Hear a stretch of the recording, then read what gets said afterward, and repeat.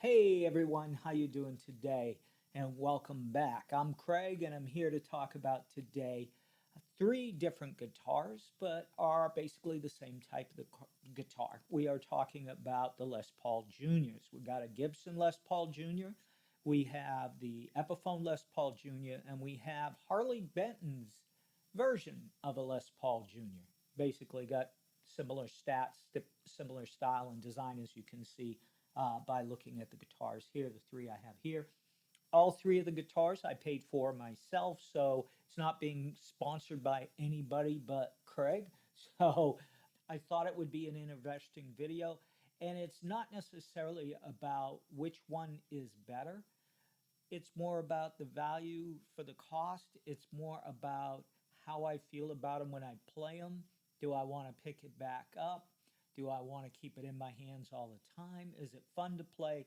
Do I like the tones? Do I like the tones when we use overdrive? And just a basic overview of the three guitars and what I find good, what I find bad, what I find indifferent. And of course, everything that I'm talking about here is pretty much subjective. And of course, for you yourself, it's got to be one, what you can afford, what you want, and what you like.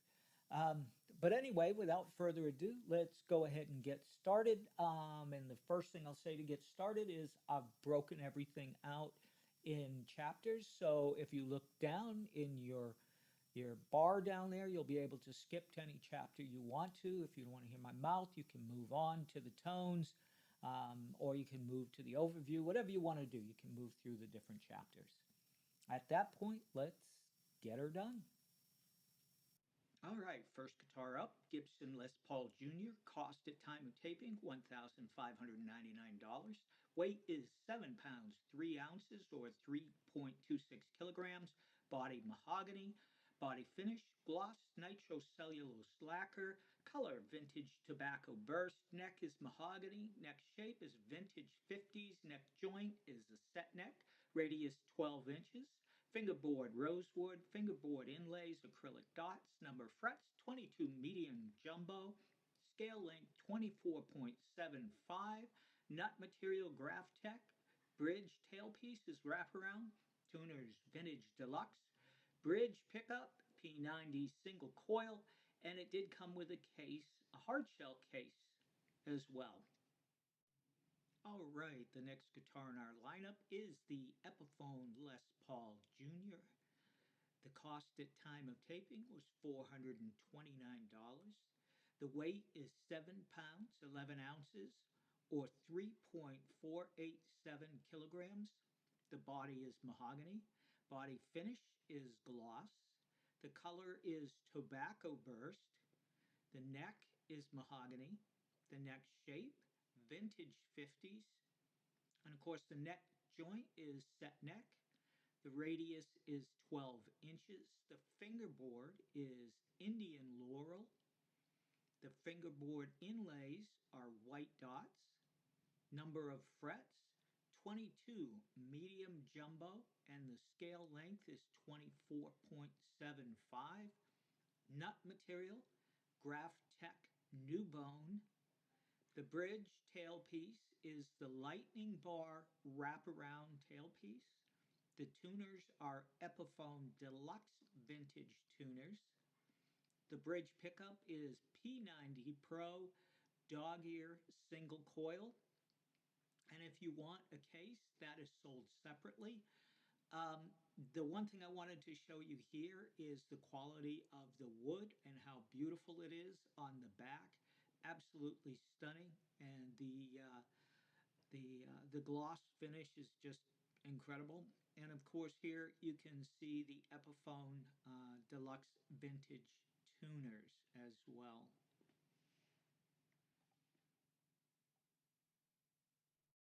Next up is the Harley Benton SC Jr. At time of taping, it was $166 plus shipping, which was $76. The weight is 6 pounds 15 ounces, or 3.147 kilograms. The body is mahogany. The body finish is gloss. Color vintage sunburst. Neck is mahogany. 60s style C neck. Has a set neck. Radius is 12 inches. The fingerboard is amaranth dash purple heart. The fingerboard inlays are dots. Number of frets are 22 medium jumbo frets, and the scale length is 24.75. Nut material is graphite nut. The bridge tailpiece is WSC wraparound bridge, and the tuners are the vintage Wilkinson machine heads. The bridge pickup is the Roswell P90D Alnico 5 dog ear single coil, and if you want a case or a gig bag, that is sold separately. And as you can see from the back of the guitar, it is just all black, and it is high gloss.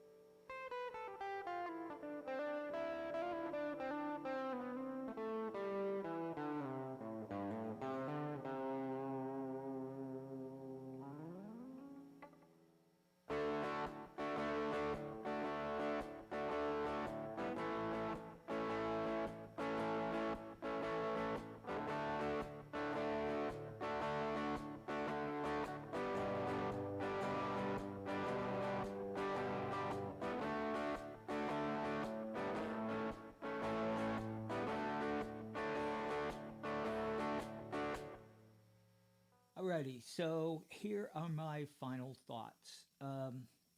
First of all, I think that any one of these guitars are perfect guitars, depending on what your needs, what your requirements, what your first of all three of these guitars are fantastic. They're great guitars, especially for the cost. Right off the bat, let's talk about the Gibson here. First of all, the Gibson, when it came in, it was in immaculate condition. The It was in tune to begin with. Right off the bat, I was able to immediately start playing it, and it was in tune, which I was actually surprised. Um, it felt good. The Everything, the neck relief, everything about the guitar, the way it felt, just everything felt really great, um, which I wasn't sure if it would or wouldn't. The Epiphone, the Epiphone came in. I absolutely thought it looked fantastic. The edges smooth as silk. No issues whatsoever here. The only thing I found that the jack was really tight, and when I tried to pull out the output jack and pull it, it took a few times. But then after in and out, and working it for a while, it came back to normal, and it was fine. So now it's absolutely fine. Neck relief, you still got to go in and adjust it a little bit. Um, I'm not too happy with the height and the action right now, but that's fixable. It was still playable. I think that's the point is, on average, it was still playable. It wasn't how I like it, but it was absolutely a playable guitar. So the Harley Benton was when it came in, absolutely liked the look of it. I will say that the fret ends are absolutely fine. The neck perfection, everything about it looks sweet. The only issue I have is probably I need to do a little adjustment. I felt that the strings are a little high, so the relief is a little higher than I like. But overall, it's it's good. It's solid. Um, the polish of the frets are fine on all three guitars. I mean, there wasn't anything really to complain about, except a minor thing is that the output jack on the Harley Benton needs to be tightened up. Um, when I was actually working on putting this stuff together and getting you some tones and stuff, I realized the jack was loose because it started flopping around. Um, but I'll tighten that up in a minute. But if it's a new player, that could be a problem if they don't know how to go in and tighten it, or they tighten it without opening up the back and then making sure they got a good grip on it and then tightening it. Well, for a new player, could be a problem. They could end up disconnecting soldering or something like that. So, I mean, that was the only thing I found on the Harley Benton. How overall, when I look at them, as far as the finish and the tone, now obviously these two are a little bit different. This is a little bit lighter. Um, I think overall, though, I think I like the Epiphone color the best of the three. Although I'm totally happy with the Gibson, the Harley Benton, I think is a little light for my style.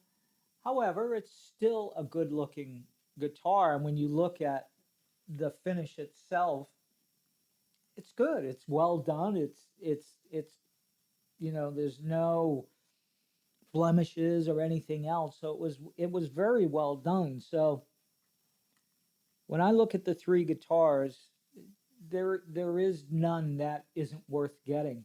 I think from my perspective, when I look at whether you get a Gibson, whether you get a Epiphone, or whether you get the Harley Benton, I think it's one of what you can afford, what you want. What do you really want? Do you want a Gibson? Do you want an Epiphone? Do you want a Harley Benton? Do you have the money so that you could get a Gibson? Do you have the money and just want to get it on a Harley Benton because you're happy with that? Any one of these three guitars will make you happy. I would recommend any one of the three. My favorite, personally, is the Gibson. I really like the Gibson. Overall, I felt it was the best. I like the tone the best. I like the playability the best. Um, I like the neck. I like the feel the best. But that's just overall. And for me, between the Epiphone and the Harley Benton, they were a wash to me. I felt they were both great guitars. So when you look at this, and I know you're probably thinking, he's just saying they're all great. Well, I am. Every one of them is a great guitar, and I'd recommend any of them. All right. Now that I've done my usual go on and on and on, I think enough said. Again, any one of these three, great guitars. If you like what I had to say and you like this type of content, please, if you would like the video, go ahead and subscribe. You can even hit the bell if you like and get notified every time I put out a video. I'm going to have another one coming out in the next day or so. And I'll also be doing some veterans videos coming up as well. So we'll be hitting both sides, the veteran side as well as the music side. And again, thanks for watching. And until the next time, take care.